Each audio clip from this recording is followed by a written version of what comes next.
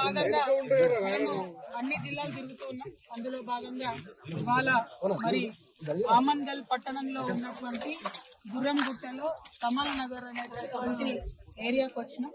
Correct ఇంటి మధ్యలో అన్ని ఇండ్లు ఉన్నాయి, మధ్యలో పెద్ద డంపింగ్ యార్డ్ పెట్టిరు మున్సిపాలిటీ వాళ్ళు. దాదాపు 6 సంవత్సరాలు అవుతుంది.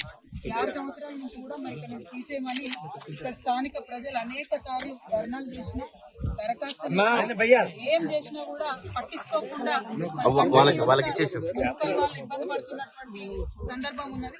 మరి ప్రజలు ఇబ్బంది పడుతున్నారు, ఆరోగ్యాలు పాడైపోతున్నాయని చెప్తున్నారు. పచ్చి బాలింతరాలు కూడా నిన్నగాక మొన్న మరి చనిపోయినట్టుగా చెప్తున్నారు. కాబట్టి ఈ సందర్భంగా నేను ప్రభుత్వాన్ని డిమాండ్ చేసేది ముఖ్యంగా కసిరెడ్డి నారాయణ రెడ్డి గారు, స్థానిక ఎమ్మెల్యే గారు, మీరు శ్రద్ధ పెట్టండి. మీరు ఇక్కడికి రండి, అవసరమైతే వచ్చి చూడండి, చూసి ఇక్కడ ఉండేటటువంటి డంపింగ్ యార్డ్ సమస్యను పరిష్కరించండి. ఎందుకోసం అంటే అప్లికేషన్ ఇస్తే అధికారులు ఎంతసేపు కూడా మరి ఈ అప్లికేషన్ ఎందుకోసం ఇచ్చారు మాకు చెప్పేటోళ్ళు ఎవరు లేదని మాట్లాడుతున్నారు.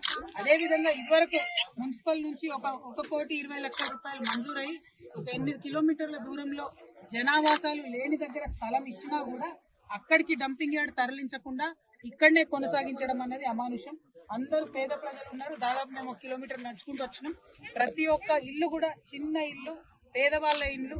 అదేవిధంగా 1994లో ఇచ్చినటువంటి ప్లాట్లు మొత్తం గుట్టలలో ఇచ్చారు పేదవాళ్ళకి. ఆ గుట్టలు కొట్టుకోలేక కూడా మరి ఆ చుట్టుపక్కలనే నివసిస్తున్నారు తప్పితే చాలా ఇబ్బందులలో ఉన్నారు ఇక్కడ ప్రజలు. మరి ఇక్కడ నుంచి కూడా కొమ్మన లేకుండా పొగబెట్టిన విధానంగా నడుస్తున్నది ఈ కథ తప్పితే ఏది ప్రజల కోసం జరుగుతలేదు. ఇది కరెక్ట్ కాదు. ఎమ్మెల్యే గారికి మేము గట్టిగా డిమాండ్ చేస్తా ఉన్నాం.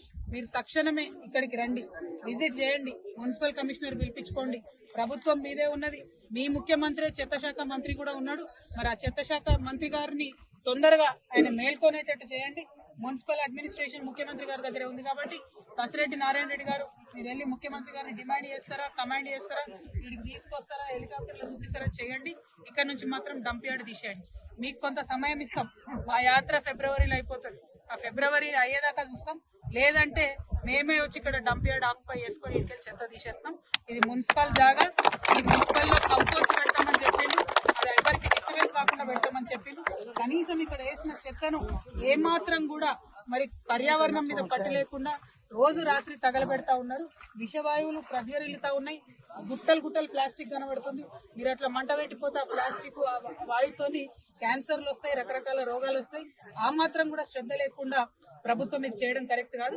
కసిరెడ్డి నారాయణ రెడ్డి గారు మీరు చదువుకున్న వాళ్ళు, విజ్ఞులు, మీరు తప్పకుండా ఈ పని చేయాలని డిమాండ్ చేస్తా ఉన్నాం.